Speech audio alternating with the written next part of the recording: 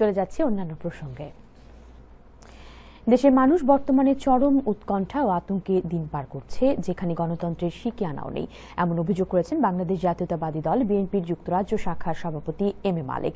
সম্প্রতি লন্ডন সফররত যুবদল ফ্রান্স শাখার নেতারা যুক্তরাজ্য বিএনপি নেতাদের সাথে এক মতবিনিময় সভায় অংশ নেন। এতে প্রধান অতিথির বক্তব্যে এ অভিযোগ করেন এম এ মালেক।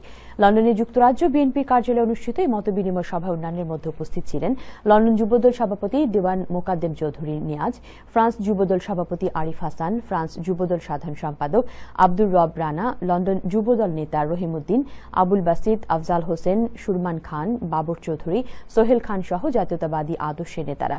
এ সময় যুক্তরাজ্য বিএনপি সভাপতি এম মালিক বলেন, বাংলাদেশে গণতন্ত্র ফিরিয়ে আনার দাবিতে বেগম খালেদা জিয়া ও তারেক রহমানের হাতকে শক্তিশালী করতে সবাইকে ঐক্যবদ্ধ হতে হবে। ইউরোপ সহ ফ্রান্স বিএনপি নেতাদের প্রতি এ আহ্বান জানান তিনি।